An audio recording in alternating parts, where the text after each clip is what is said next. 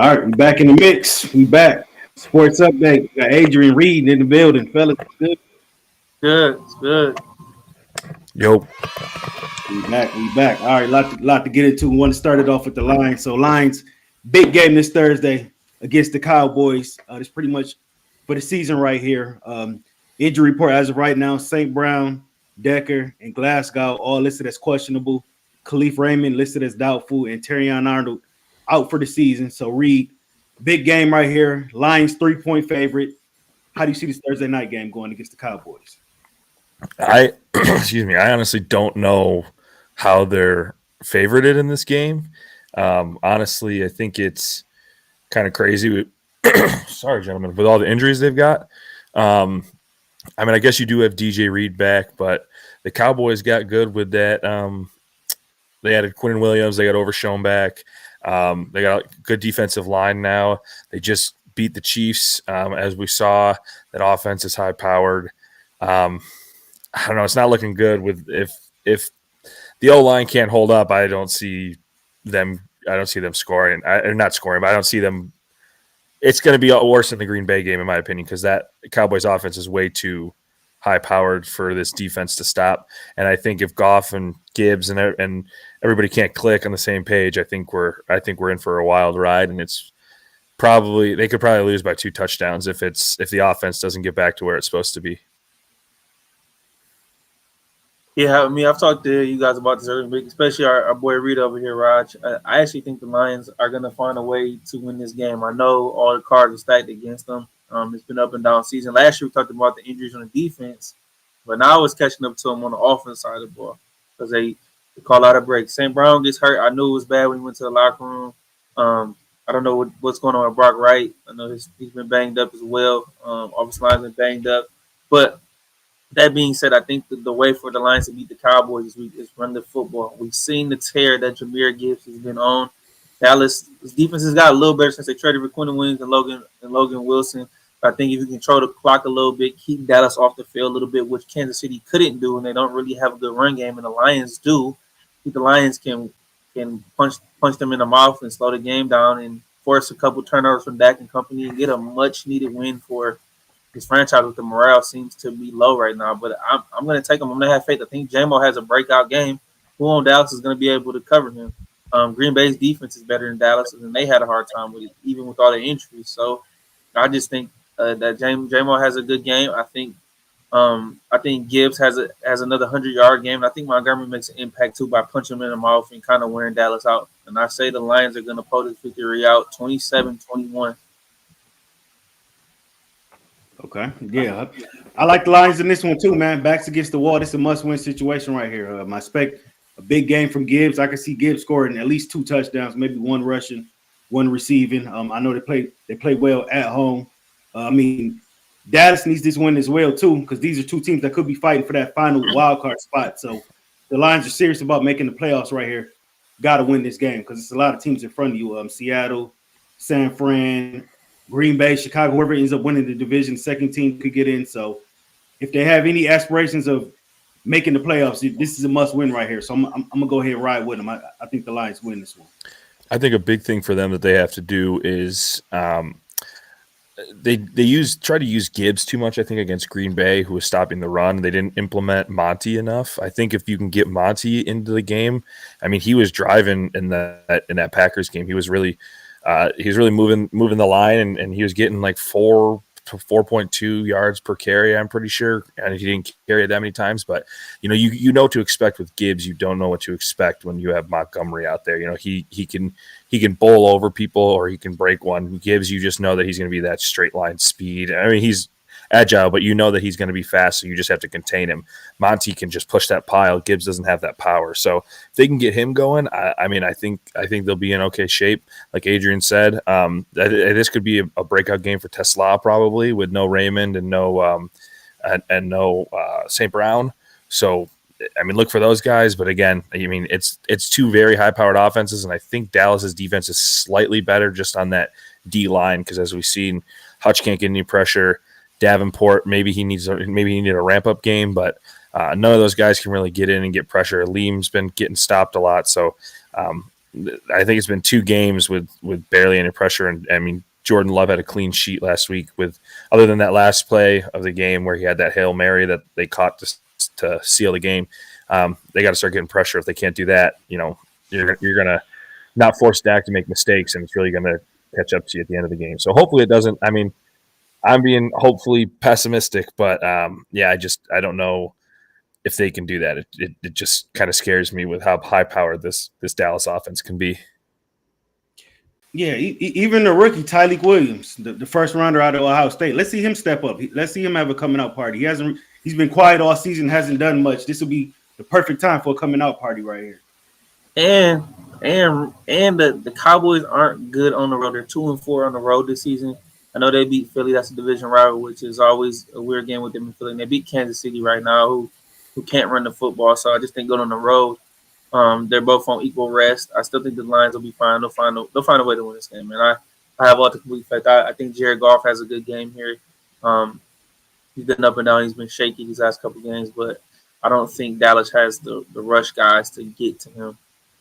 I haven't looked at any of the reports. I'm kind of blanking him out. Is Glasgow's not playing? Is he? He's listed as questionable. Okay, so I mean, his Ratledge has probably had some limited practices because he kind of got banged up last game. I mean, you have Sewell. Is Decker playing? How healthy is the O-line going to be? That's the scariest part for Goff because he can't be a statue in the pocket. Yeah, it's crazy that the Lions are having all these offensive line problems this year because last year you had one of the best offensive lines, and now this year the Lions give you nothing but problems. You lost. I mean, we all saw. We were hoping Frank was going to come back, but obviously he has no hamstring left, so he can't. But when you lose a top 2 center in the league, arguably top 3 center in the league, you're not going to be the same. And then you lose Zeitler at guard, who I think Ratledge is doing a really good job. He's showing flashes in certain games. When you lose Ragnow, man, I mean, it was losing the quarterback of that offensive line. He tells everybody else what to do other than Goff, so it's tough when they just had to have that Cologne guy who was, I'm pretty sure he was a practice squad guy. And Brock Wright, I think you're asking about, I don't even think Brock Wright's supposed to play. I know they signed a guy and they have some preseason guy. I don't think Brock Wright's even going to play. I think also too, like the problem with the offensive line Lions, we talked about this 2 years ago. Brad's problem was got to put a little blame on him because we knew kind of this Frank Ragnow thing was going to happen, and I don't think the Lions got ahead of that and kind of drafted for the future. They should have drafted a year out, but some of the guys they took in his class was bad. You got Vaki, Manu, Mekhi Wingo. Just some of these draft picks are just bad. Ennis Rakestraw.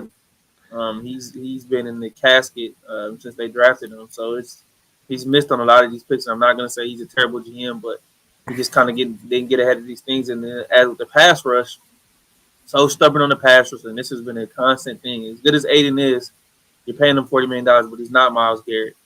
Nobody in the league is. He's not TJ Watt. Yeah, he needs a little bit of help. Crosby at this point. Yeah. He needs a little bit of help, and Brad every time the media would ask Brad or we would ask questions about the pass rush, it seems like Brad gets pissed off and he gets frustrated about it. It's like we're asking a legit question. You need to help Aiden. It's okay to give him help. Like it's nothing wrong with that. But you just refuse, and now you have injuries and you don't have guys who can step up and make plays like you need them to. Yeah, I think his ego is kind of. I mean, he had 2 great drafts where he got Kirby, he got Saint, he got Brian Branch fell to him. He got not Sewell. Who did he take in that? He got Hutch. Who did he take in that Brian Branch draft in the first round? I can't even remember. Oh, that was Jack. Was that Jack Campbell and? Yeah, he got Jack Campbell and Gibbs. Like, yeah. I mean, he's hit on a lot of good players, but then he gets these ego drafts where he gets a Vaki and he gets a project in Manu, and the Wingo pick I won't really poo because I mean he was what, a 5th, 6th round pick. He was a project. Like, he's a guy that you thought could potentially be Aaron Donald-esque, where he's a smaller guy that can interior pass rush, but he hasn't really panned out. I'm kind of interested to see what this Frazier kid's going to be, but he's been out. I know he was taking reps at center. Hopefully, maybe this offseason, if they don't go after a guy at center, which they should, maybe Frazier can pan out and beat that type of guy, or move Tate. I don't know.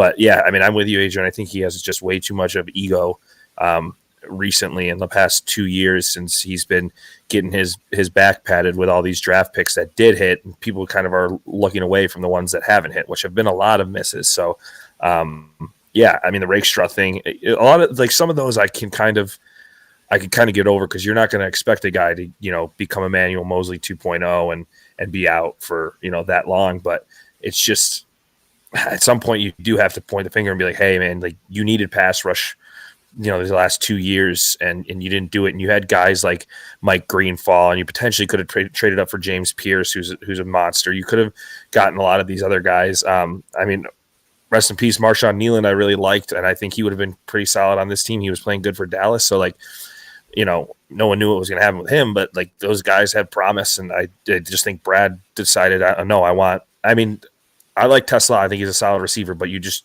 took him in the third round and traded 2 third-round picks for him. Like, he's gotten a handful of garbage time touchdowns, and he's hasn't even seen the field over Khalif Raymond. So this week I think he will because, again, Raymond's out, St. Brown's out.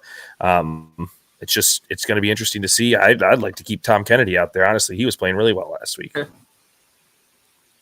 Yeah, if St. Brown and Raymond don't go, then yeah, he should for sure.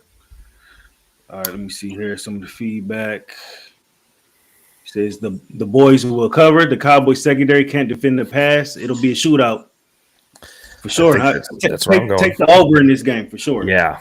What is it at? J-Mo gets a chance to really shine, man, these next couple weeks with being the number one guy. What's that over? I'm going to guess 50, 54 and a half. It is. I can tell you now. Just look 56 and a half. It is 54 and a half. Without even looking, boys. Without even looking. Okay, so it sounds like Adrian like the J-Mo anytime touchdown. I do. Well, we know what Raaj is going to do. We'll get some text, in the third quarter live. You got to tell the people in the chat this is the three-leg parlay master. Oh, yeah. Call him the tripod. I do a little something. All right, so Steelers announced today that they're parting ways with cornerback Darius Slay. Terrion Arnold is out for the season for the Lions. So, Reid, is Darius Slay somebody you would like to see return to the Lions? I mean, yeah, at this point, I mean, if you're going to get him for, a bag of chips and he's going to, come on and give you that third line depth, because DJ Reed's going to take over that Terrion spot. Amik's going to play the slot and move around where he moves around.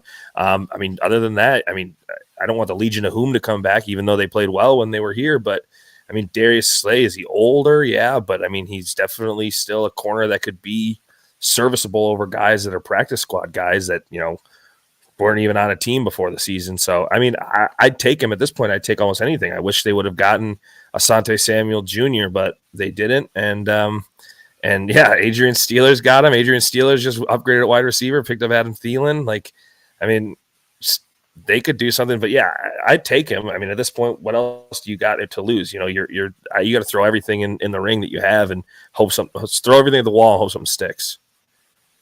Yeah, coming from me, who just watched Darius Slay play, he's been bad. He hasn't been good. He's been lost in coverage, not in the right spots. He's just older, man. You know how it is with corners. When their legs go, it's bad, man. He's gonna have to play more of his own type of defense. He's getting cooked. He was a healthy scratch against Buffalo this past week, and he was in and out the lineup because of injuries.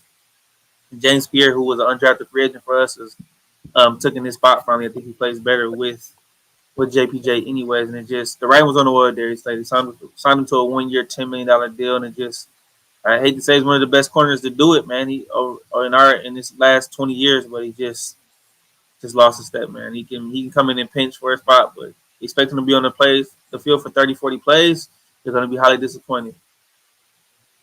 Yeah, I mean, Terrion Arnold out for the season, all the injuries the Lions had in the defensive backfield at this point, why not? This could be a final push for trying to make a playoff run. So, yeah, why not bring Slay back? What do you got to lose at this point? I mean, you already tried to bring Ragnow back. That didn't work. So, yeah, try to double back on Slay. I ain't mad at it. things they and honestly, now that I'm thinking about it, I mean, I'd take him again if you're giving me him for a song. I'd probably take him for depth. But Rocky Ya-Sin has played okay for the few games that he's played in.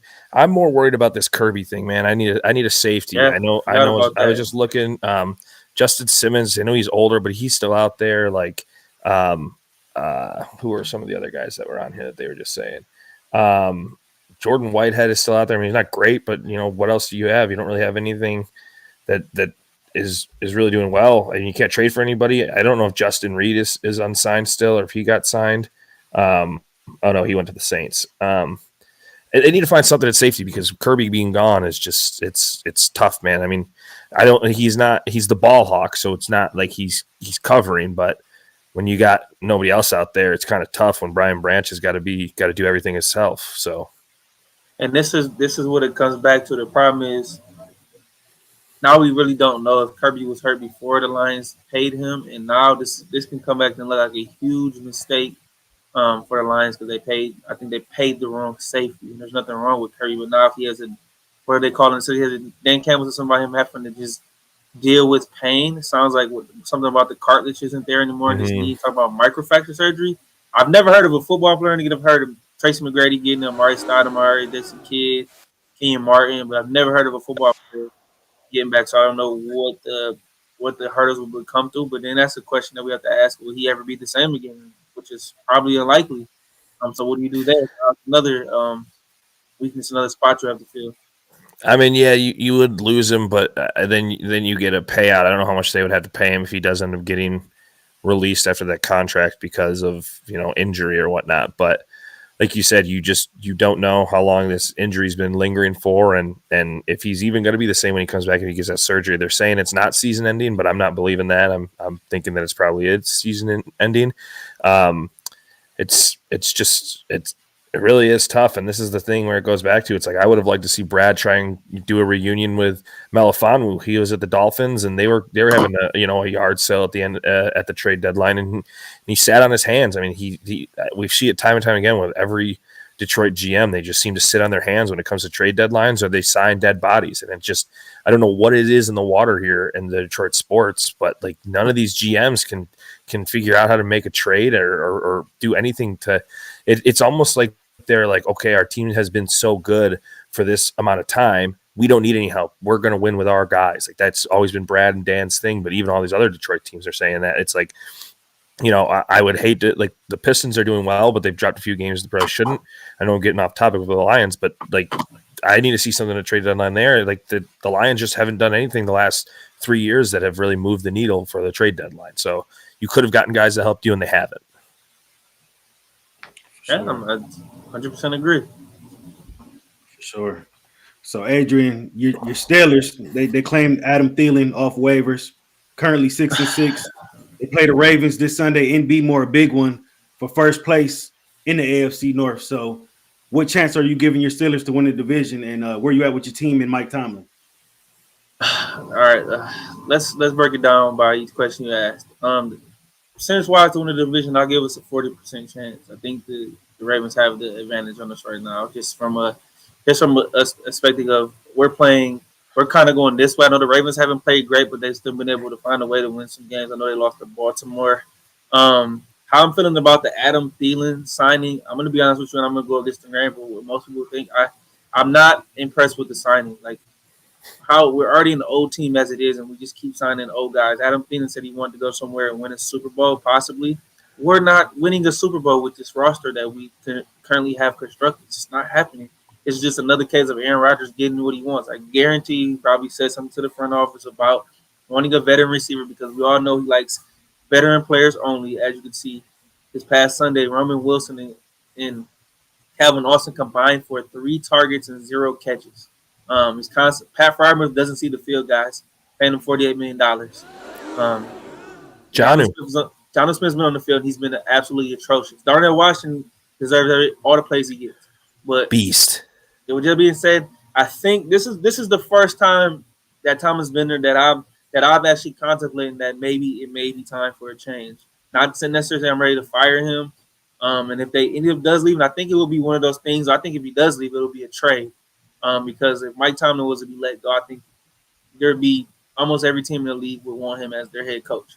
But it just may be one of those situations where his time in Pittsburgh may be up, and they irreconcilable differences because obviously he's stubborn. He doesn't want to change. He already said today that there wouldn't be any coaching changes, which is crazy to me. Terrell Austin needs to be gone. He needs to be fired. Arthur Smith looks like he just called in plays, and everything looks like we're running offense in 2005. So schematically, there needs to be an overhaul for the roster, the franchise. We're completely highest paid defense in the league, and look what we're doing, getting gashed in the run game. We had to move Jalen Ramsey to safety. Joey Porter Jr. has been pretty good. He's one of our young players I like. Cam Hayward's getting up there. He's about ready to retire soon. Patrick Queen gets hurt. It's just right now for me, the morale is down in Pittsburgh, and I understand the fans being frustrated and want to say fire him. But if my philosophy on it, if an offseason comes and he doesn't want to overhaul the roster and the coaching staff, then hey, let's just kiss goodbye and kind of blow it up at this point. Because my thing is it's way worse. If you're bad, you know you're bad. If you're mediocre, what does that get you? We haven't won a playoff game since 2016. And it's looking like it's just at that point right now. Either we'll compete for championships or we're not. And they're just trying to fool themselves into thinking that they can win a championship when in reality, we have no shot. Yeah, I won't take too much time on the Steelers because obviously it's Adrian's team. I don't honestly really get to watch them all that often. I did watch that most recent game. It didn't look super pretty. Aaron Rodgers has taken a lot of hits, unfortunately, it seems. Mason Rudolph is not good, obviously, as a backup. But, I just think Aaron Rodgers is getting too old, man. A quarterback definitely is probably needed. Like Adrian said, probably a coaching switch up would be ideal. I do think they'll win the division, ultimately, because I think that the Browns have no clue what they're doing at quarterback with the drafting the two, and now they have to battle between Shadur and Gabriel, and then you have the Bengals are too far out, even with Joe Burrow coming back to do anything, and I think the Ravens kind of are lost at sea with no wind in the sails because Lamar isn't playing Lamar football. He's not playing, traditional. The Derrick Henry experiment seems to be not working. That defense, you paid a bunch of guys and then you lose Jair Alexander. You traded him away. Granted, he stepped away from the game, but the defense just isn't really clicking the way you thought they would. You lost Metabukwe midway through the year, so it's like I don't think the Ravens have enough firepower to really win the division. I think the Steelers are just in the best position overall team-wise right now. So I do think they win it, but I honestly think it's going to continue Tomlin's streak, but it's going to, unfortunately, I think it'll end in the first round because I don't think that they'll be able to beat probably any team that they go up against in the playoffs. And real quick, I read a stat to you guys. Dan Orlovsky tweeted this out yesterday. Check this is crazy. No defense in the NFL has played more snaps than the Steelers defense at 820 snaps. Compare that to our offense. Our offense has played the fewer snaps at 667. So our defense has been on the field 153 more plays than our defense. Yeah, that'll wear guys out. I believe we're bottom 3 in time of possession in the league as well. So it's just something that just continues to just not do well. So. Yeah, all that said, but you guys still got a chance to be first place in the division by the end of Sunday. So, which is the crazy part. But like Reid said, I think even if we do it in a winning division, we'll host a playoff game. But who are we beating? Realistic right now with the defense is played so bad it doesn't give us a chance. And our football team doesn't throw the football down the field. We don't use our best stretch vertical tight end in the Pat Fire move. DK Metcalf's gone 5 straight games without 50 yards or more. We paid him $30+ million and traded a second-round pick. And you see what George Pickens is doing right now in Dallas. I believe George Pickens has more receiving yards and touchdowns than our entire receiving core combined. Yeah, he's got more receiving yards. I know CeeDee Lamb missed games. I think he's got more receiving yards and touchdowns than CD right now. He's looking pretty damn good in Dallas right now. And can I say this before we move up the stairs? I don't want to go on a rant because we could talk about this for an hour or two. But guys, I know you guys don't watch this as much as I do, but we've seen Aaron Rodgers over the years, being here in Detroit and watching Lions over the years. Pisses me off every time he makes a bad play or something doesn't go right. He has to be demonstrative and scream other guys and go berserk. Hey, man, take some damn accountability. When you mess up, own it. But he always wants to throw everybody under the bus, and that just frustrates me. That's going to be a situation where you divide the locker room, man. It's just going to be guys are just going to quit on you and not going to want to play. That's another issue that Mike Tomlin has to be able to get together. It doesn't seem like everybody's tired of hearing the same message, man. I mean, I'm going to read this off really quickly. Are the Steelers going to beat the Texans, Bills, Colts, Chargers, Jaguars, Broncos, or Patriots in the playoffs? Texans maybe, because I don't trust their offense, but their defense is so elite. Maybe them, and then the Broncos. I'm just not a big fan of Bo Nix. They're be the only two teams I think they would maybe match up well with, because I don't think the Broncos have an elite receiving core or an elite running back. So maybe those two teams, and I don't trust Bo Nix yet. The only thing about that I would think is I agree with you. I just don't trust Aaron Rodgers either to go up against the defenses that are a lot better. And like you said, I mean, that the defense for the Steelers play so many extra snaps that they could be gassed come playoff time. It'd just be tough for them. I mean, I'm not trying to talk down on your Steelers by any means. You're 100% right. The AFC is I mean, you got a gauntlet of teams in front of you to go against. It's crazy how much more firepower is in the AFC than the NFC. Yeah. Hey, maybe y'all might have some AD with your boy Will Howard. Who knows? Hey, at this point, if you want to give him a shot, because God forbid, don't ever put Mason Rudolph in the damn game again, please. I think it was his third pass. He threw an interception. The first pass he threw right into the dirt, and the second pass he throws into triple coverage. I'm like, what are we doing? Like he was fine in stints before, but now it seems like he just has gotten worse. And like I've told friends and family, I've told you guys, think about all the quarterbacks that the Steelers have had not since Big Ben retired, but since like he was at like the last back years when he was solid. We're talking, not in order, talking Kenny Pickett, Mitchell Trubisky, Duck Hodges, Justin Fields, Russell Wilson, Aaron Rodgers, at 42 years old. Like, Mason Rudolph, what are we doing? Like, you're not serious about winning when you just throwing just mediocre guys at the quarterback position. That's not gonna get the damn job done. Like, you just wasted so many years of TJ Watt's never won a playoff game in his entire career as a Steelers player. That's insane. That's crazy. I didn't know that. I didn't know that either. That is crazy. I mean, at this point, this is the last question I'll ask you, Adrian. Would you rather have? I mean, I'd like to see Will Howard. I think that'd be interesting. But would you rather have Shedeur on the roster right now and see how he would play over Mason Rudolph? Yeah, 100%. At least I can say he's a rookie and give him more upside. He's more upside. There's no upside. What upside are we getting with Aaron Rodgers right now? Nothing.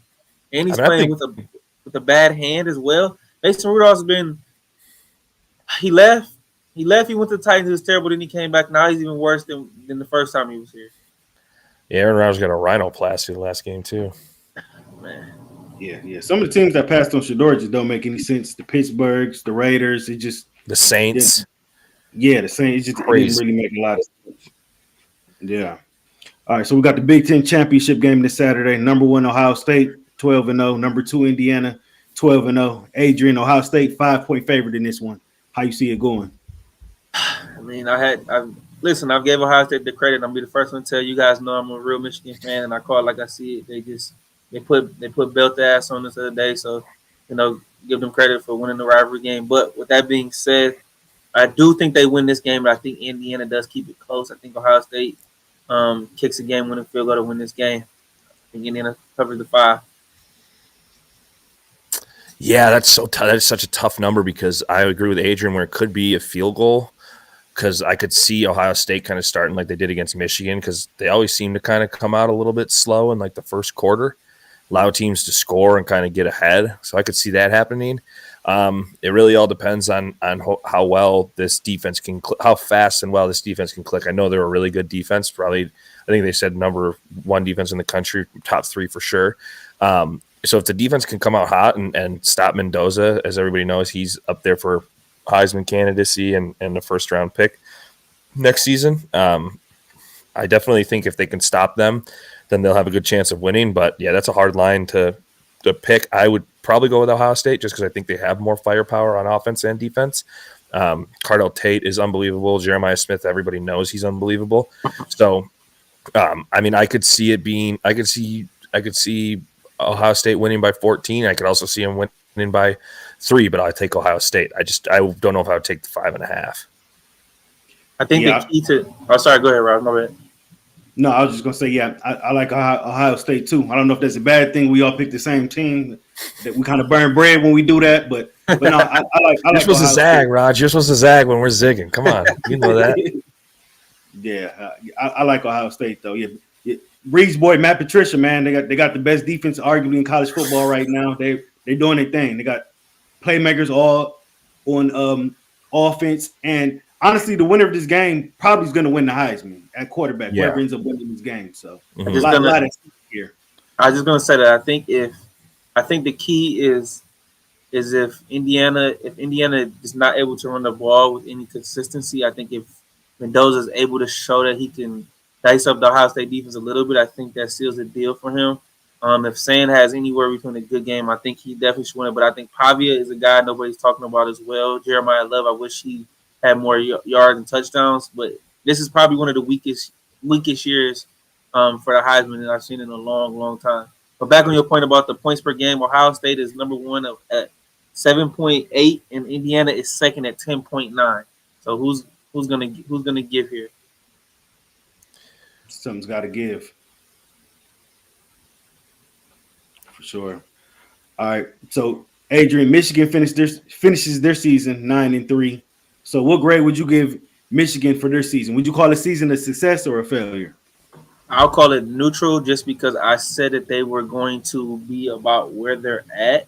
But I'll give it as a grade, I'll give it a C minus.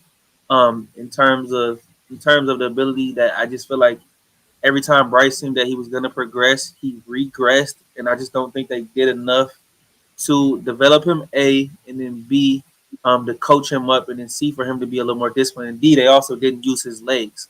So I'm just not sure if Chip Lindsey had his hands tied with Sharon trying to coach like he's Harbaugh, and he's not, and that's a problem that Sharon needs to form his own identity.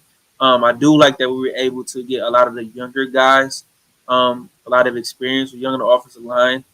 Some injuries at running back hurt. I've seen the development of Marsh, but I need to see a better development of Bryce coming into the next season.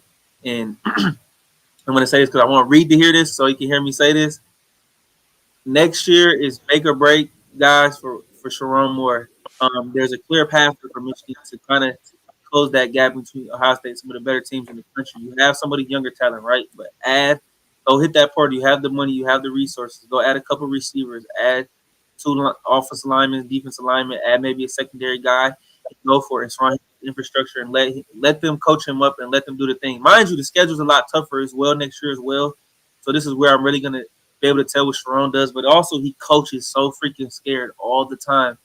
Doesn't use his timeouts in certain situations where he needs to be, and sometimes has that look of just doesn't know what's going on. So I get he's learning on the fly, and I'm being patient with giving the time. But like I said, with youth, injuries, inexperience, and just not knowing what's going on, then this is the whole thing where when you play teams that are elite, this is where you struggle at, and they have to get over that hump. So it's make or break next year, but there's a pathway to get over that hump, and they have to. Ryan Day was able to do it, and show that he can do it. So now it's Sharon's turn. So I'm gonna give him a little more time. And I know a lot of Michigan fans are pissed off and saying he's not the guy.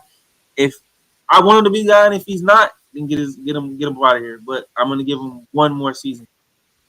You gave him a C minus, Adrian? Yeah.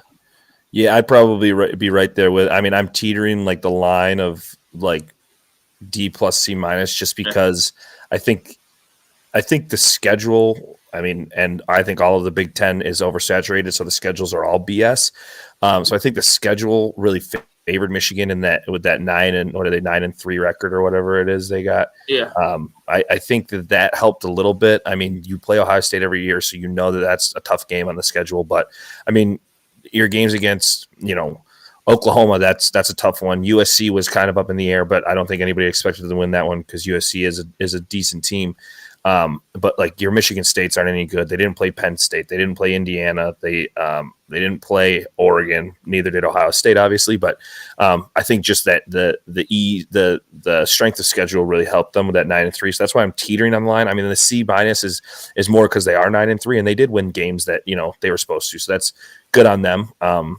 Their only 3 losses were games that I think everybody probably put down for losses on the schedule. And again, maybe that USC one was up in the air, but I don't think anybody thought Oklahoma is going to be easy. And I don't think, Michigan fans always, are high on beating playing Ohio State just because that game goes so crazy all the time. The problem with me for Sherrone Moore is, like you said, Adrian, he coaches scared. He tries to be, Harbaugh Jr., and I don't think that really works out for him. Did he get kind of unlucky with his starting running back going down and a few of his other running backs going down? Yeah, absolutely. But even at that point, you're playing these teams that aren't very good, like your Northwesterns and your New Mexico States and your, teams like that. And he really didn't try to unleash Bryce at any of those games. And I think I would almost give Sherrone a little bit more respect if he was like, okay, I'm going to try and not win these games and see what I have in this kid and just let him sling it and let him try and use his legs, because that's what Bryce Underwood is used for. So I think that he kind of failed Underwood in his first season. Got to see how he does in the next season. I think if Underwood doesn't take the leap in the next season, I think he can be. I think he might be a little upset with Michigan. Does that say transfer? I don't know, but I think that it could definitely be a conversation if he has another season where he just had, which almost sub 2,000 yards. He went for like 2,100 or something like that, I think, this season. And he threw for 6 interceptions. So it's like, yeah, it's tough. You want to keep that guy happy out of most. You paid him a lot of money to be there. Like you said, you have the money as a school to go and get guys. I think that's the biggest thing they need to do. Last thing I'll say is going back, I hate it. I hope the Big Ten does a better job of scheduling the big name schools. I'm not saying you need to have Oregon play Ohio State, Michigan, Penn State, Indiana, and USC every single year, but at least like you should have 3.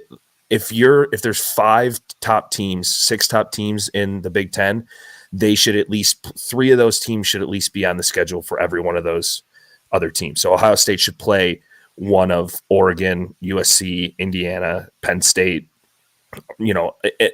at some point in the season, and same with Michigan, and same with Penn State. All these they should all alternate. You should never have it where you're only playing one of these schools or none of these schools, because it's ridiculous, and that's why I hate big conferences. It's just ruining college football. Yeah, we've been watching these conferences realign like crazy over the years. Everything is. I honestly don't even know what teams are in certain conferences anymore at this point. I don't even know what is a conference anymore. No, it's crazy. It's crazy. Yeah, for sure. All right, so Adrian, we did see MSU hire Pat Fitzgerald as their new head coach. He had his introductory press conference today. How'd you like the Pat Fitzgerald hire? I wish we had Jelinek on the show. Shout out to our boy Jelinek, the big Michigan Stater on the squad. But I actually do think a lot of people were talking about what Pat Fitzgerald did his last 2 years. He was like last season before he left, he was 1-11. And I know he struggled, but he was at a program who doesn't put as much resources into football. It's not as invested. He got cleared of that with the Hazen scandal. He got cleared of. I believe he got a buyer had to sign an NDA, so I'm sure he got a nice break off. So that tells me him coming back, he feels refreshed. He's been off for 2.5 years. He said, I watched the interview he did. He said he's been locked in. He's been meeting with coaches, hanging with coaches. He's still been figuring out what's going on. So he's still in tune. So I know he hasn't coached, but he's still keeping his name in the game, still talking to some of the big name coaches and doing what he's supposed to do. I think with Pat, that's definitely a Michigan State hire. This is a big 1990s Big Ten linebacker, if I haven't said it. So I think that just alone says enough it is. And Michigan has a new AD and J back. So new Jonathan Smith was a dead man walking. I think Pat, with the 17 years he did at Northwestern, was a great job. I think he will come in and stabilize the program in that first and get them to back to respectability. Mind you, I know I hate Michigan State because they're one of our rivals, but I still want that game to at least be competitive and not something where we can look at them and laugh at them and be a good. And they're good at getting players and stuff. So I think that Pat is going to do a good job. He's going to stabilize it. But I think the most important part for him is the staff that he brings in and hires him. He needs an innovative offensive coordinator, a good defensive coordinator, and I think just to get some freshness back in that program. It's like a lifeless dead program, and they will get left behind. Some of these like lower level, not the top, like the Bamas, the Michigans, Ohio States. And it's sad because like the Virginia Techs, the Michigan States, UCLA's have been decent over the years. Kind of feel like they have faded because they're not taking football seriously and not putting as much money. So let's see what this coaching staff he gets, and let's see how much money the program actually gives him to spend on NIL in the portal. But I think he's going to be successful. I know we kind of thought that about Jonathan Smith, but it just seemed like Jonathan Smith was just mute. Blah. Just wasn't a needle mover. Yeah, not a Cali guy, just not a Midwest guy. And mind you, don't have to be from the Midwest, but just have some type of swag, man. Some type of aura. He had nothing. I think Pat gives you that confidence. He gives you that leadership. He gives you the big dog in the room, the alpha dog, and I think it's a good fit for Michigan State. Yeah, I mean, Adrian basically said it all. Sorry, I'm pulling up a picture of Jonathan Smith here. Give me 1 second. That's Jonathan Smith right there. Just a blobfish, Yeah. blob, nothing. The thing I think that Fitz is gonna do well is I think that he is, like Adrian said, Midwest guy. He I think he can recruit the Midwest well. I think he's going to be able to do well. Michigan State is top 20 spending wise for schools. I think that he bring some guys in. He has to develop a culture. We always talk about guys having cultures. Dan Campbell's got cultures. Saban had a culture. He may be a loser, but Kiffin that can bring a culture. Like there's guys that when they're good coaches, they bring cultures. And he even had one at Northwestern. Granted, was Northwestern good? No, because you can't recruit anybody to Chicago to play.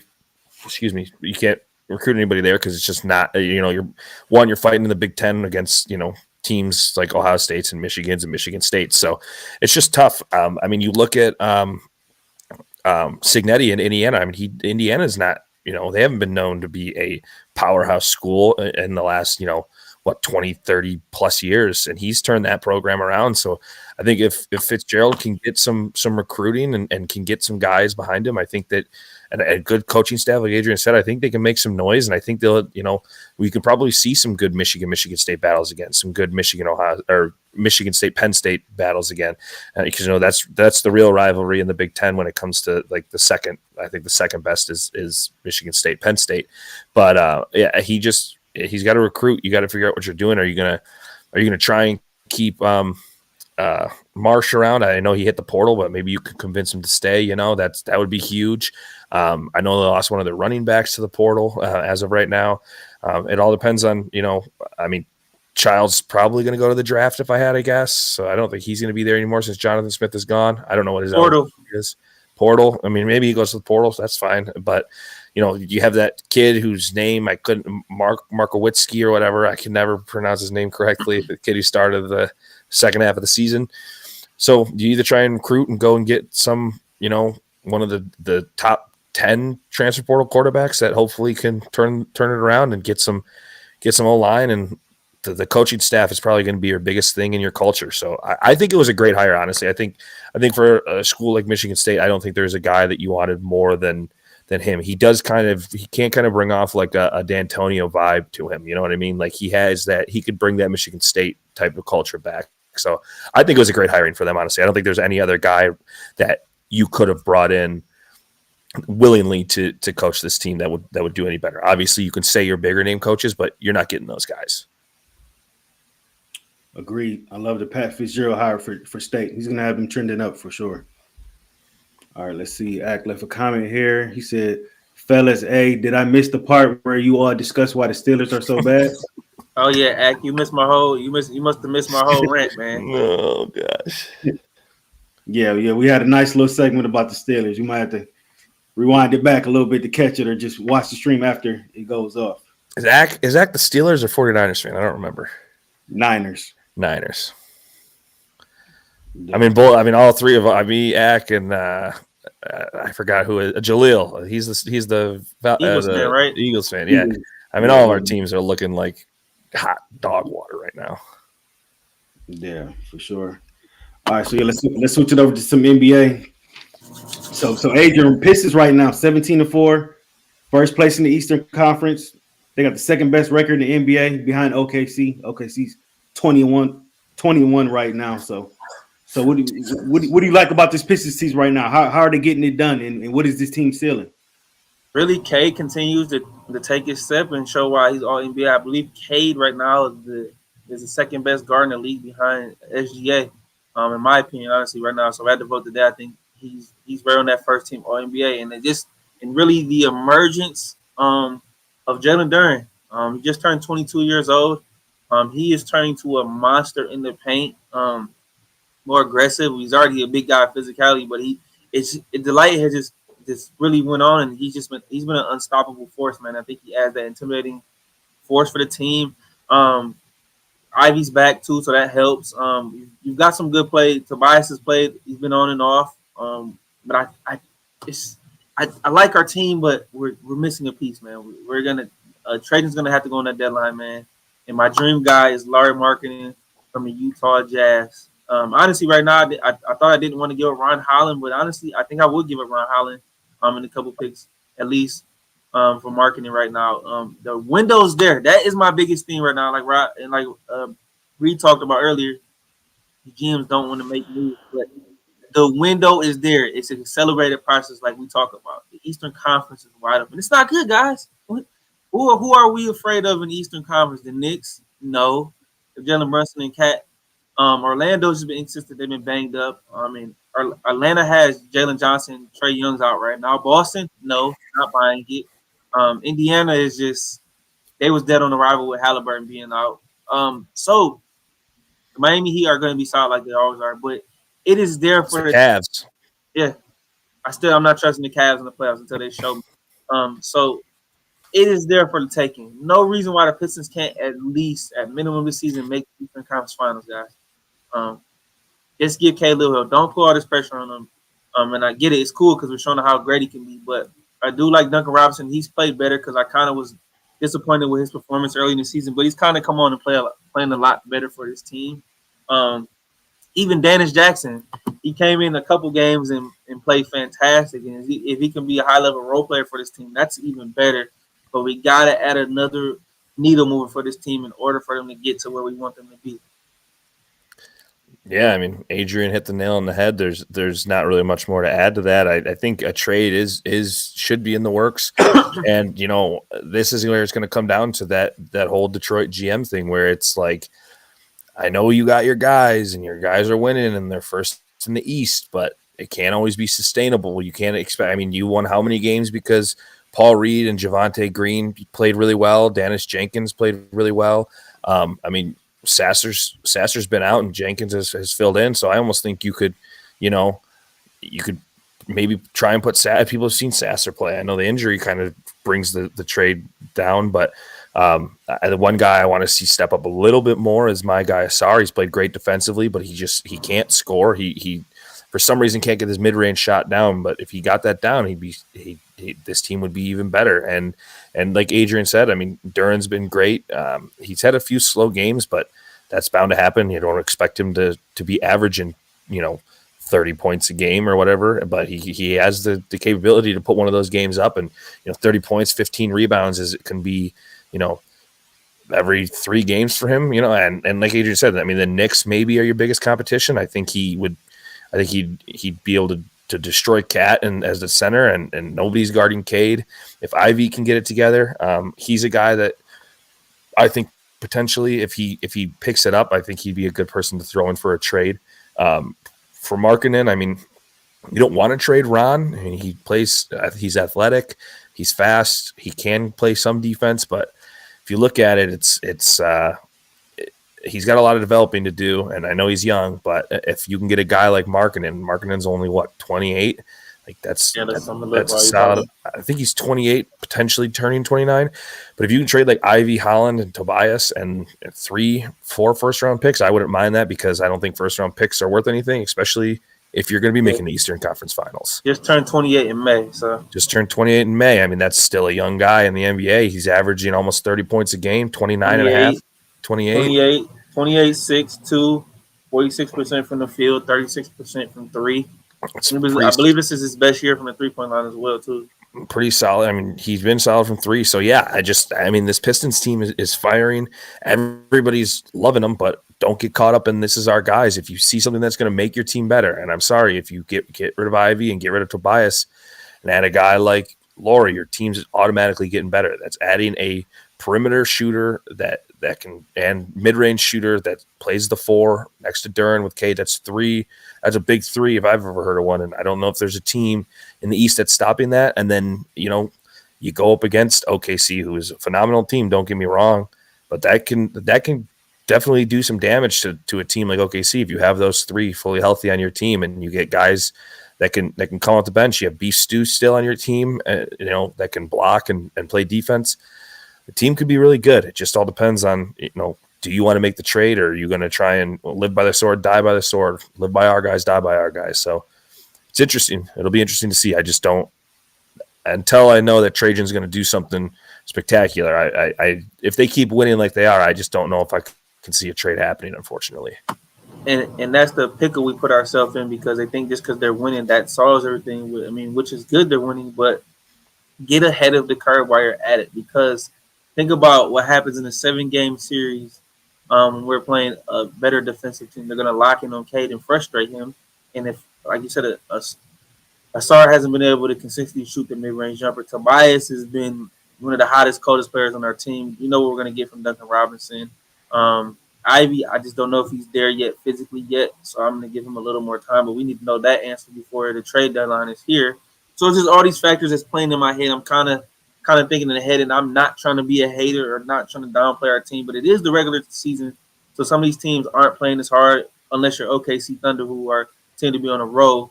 But just get ahead of the thing, Trajan, and let's do something, and let's really get this city excited, because I know, guys, we're happy that they're winning, because think about when we went to the game a couple years ago, how bad we were, and we were still rooting our boys on. But it's a good feeling to see K finally getting a lot of the more credit he deserves and becoming a star he is. But let's help him, and let's make it a little easier for him. So where would you have Cade at in the MVP race right now? Fourth?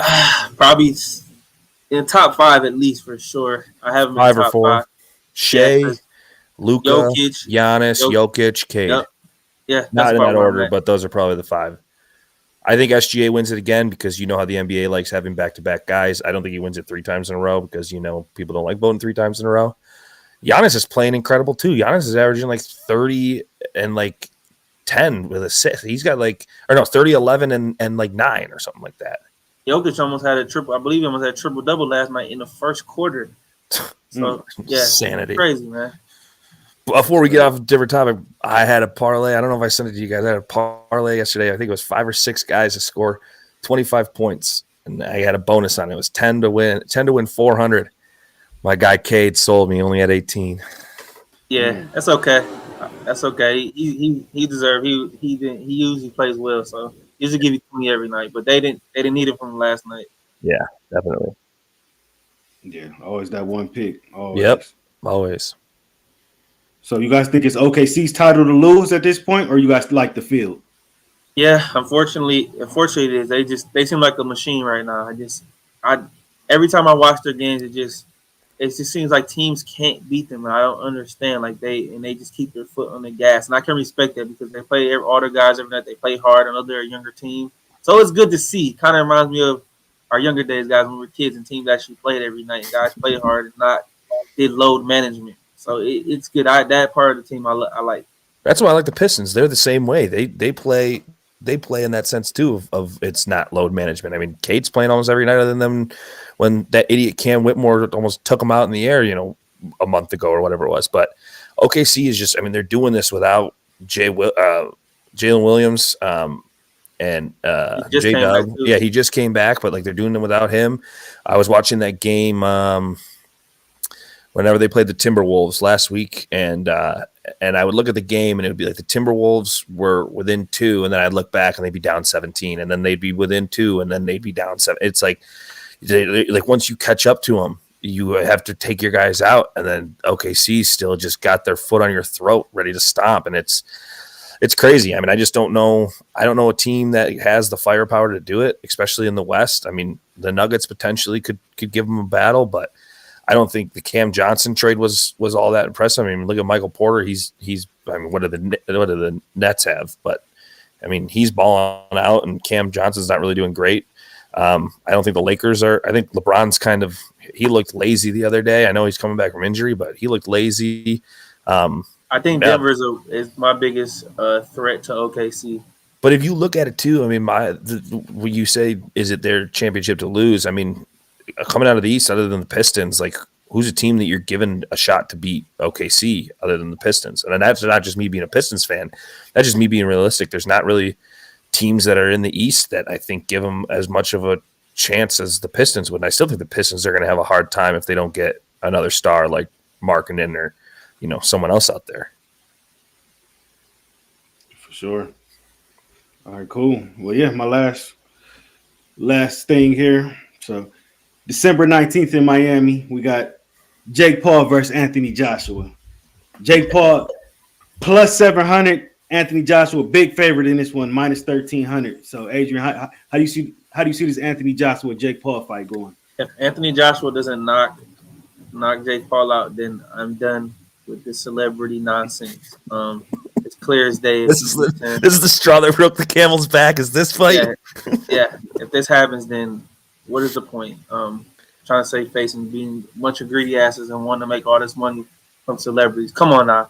Anthony Joshua is 6'5", 6'6", is a heavyweight. Jake Paul is 6'1", 6'2" at the most, 190 pounds. Come on, are we being serious? This is not.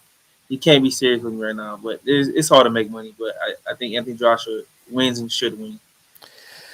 I hope AJ knocks him out. I used to be the biggest Joshua guy until the Andrew Ruiz fight when he ended his career. But yeah, I think. I mean, he should knock him out. He should knock him out in the second round, if I had to guess. I mean, I don't First know. minute.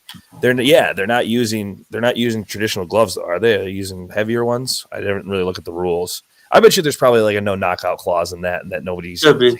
You know what I mean? Like Jake Paul's going to just try and. I want the distance against Anthony Joshua. You guys don't think I'm a real boxer? It's like, dude, yeah, you're fine at boxing, but you're not supposed to be fighting in the actual in real boxing. Like you could do these celebrity fights, sure, but you're not going to be fighting like the top guys in your weight class in actual boxing. So, yeah, I hope Anthony Joshua spins his head around. I hope it looks like I don't know. I just hope he kills him because I can't stand Jake Paul, and I still can't. I mean, he's been out of the limelight for a little bit, but I've been a big AJ guy, and I just hope that this is kind of the end of these celebrity boxing matches. I wish it ended with Tyson because that was just sad, but I don't think they're ever going to go anywhere. As long as they keep making them free on Netflix or whatever they're going to do, then I think it's going to be – I think people are going to watch them. I think this one is big because people want to see Anthony Joshua beat him. So I think they're going to get a lot of viewership. Yeah, I kind of got a little irritated when I first heard about this because, like, Joshua, you go run and sign the Jake Paul contract like that, but you didn't give us the Wilder fight. We've been waiting on the Wilder fight for like 4 or 5 years now. Yeah. You duck Wilder all this time, and then you immediately go fight Jake Paul. I mean, obviously you're making a lot of money. You couldn't pass the money up, but it's just like, come on now. Like, you're part of the reason why boxing has its ups and downs. Yeah, why we're in this predicament. So I was kind of irritated when I did that, but yeah, I fully expect Joshua to win this fight. Before the Ruiz fight, AJ was supposed to be like the next guy up. He was supposed to be like one of the next like great heavyweights, and then he lost to Ruiz, and then Fury kind of just took his spot. But I can't believe he didn't fight. I completely forgot he didn't fight Wilder. I thought they did fight, and then they never signed. They never got the contract together. Couldn't get it together. Huh? Yeah, it's like 5 years too late at this point. Well, I mean, this is his second celebrity boxing match technically because he fought Ngannou, and Ngannou had no business being in a boxing ring, in my opinion. So, I think this is his second celebrity fight. I kind of think that. Yeah, I think that boxing is. You fought Ngannou. You about to fight Jake Paul, but you didn't fight Fury, or you didn't fight Wilder. It's like, come on now. And he's not going to fight. Like, he's not going to go from Jake Paul to fight Usyk. Is that his name? And he's not going to fight him. Isn't he the champion right now? Who's the guy who beat Fury? He's not gonna fight him. Yeah, so it's like I just think Anthony Joshua, I mean, get your money while you can. I'm sure you're getting paid a lot for this, but I don't think he's going to ever get back to that pinnacle of what he was before. I think he's just kind of, I mean, he's older too. How old is Anthony Joshua? 34, 35? 30, yeah, somewhere in that range. Yeah, I so believe he's 34.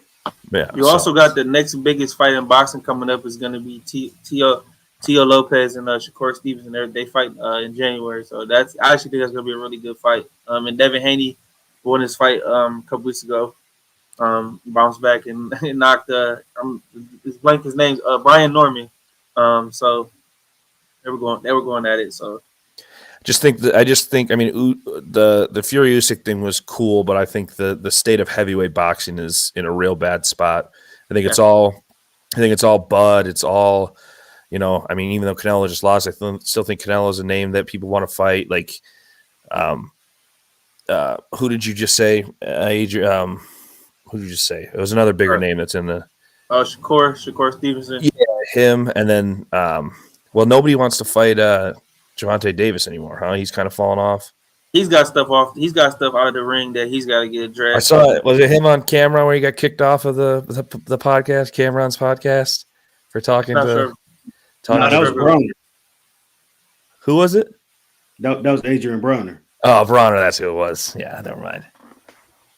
That was a joke. That was funny, but yeah, I think it's all those lower weight classes that people really are interested in now. Yeah. I don't think it's heavyweight anymore. I think that ship sailed when Joshua kind of lost his way and Wilder kind of fell down and Fury fell down. So it's Usyk in the field. There's nobody else really. But again, I'm not boxing like you guys are boxing. So yeah, real quick, the Saudis are throwing some money around though to see some of these fights happen. Yeah.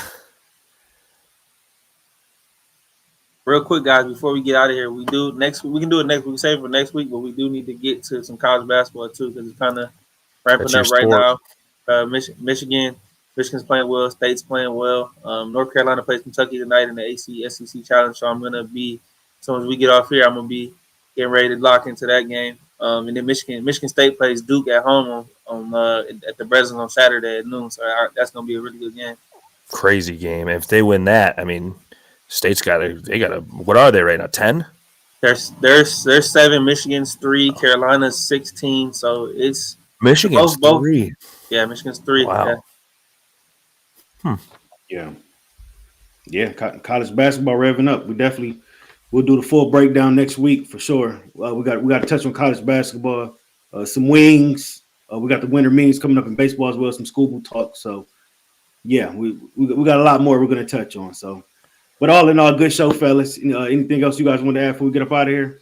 Adrian, we'll talk to you out here, but let everybody know we might add Thursday to the repertoire. We'll see how everybody's schedules goes, but we might do Tuesdays and Thursdays. We'll see. If someone can't make it, then two might be on. So okay, we can try and pick up some traction here on this thing, man.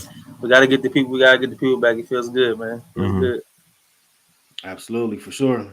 Good talking to y'all boys, man. Sports update. Make sure y'all subscribe to the channel, like the video, and we'll see y'all next week. Peace. Peace.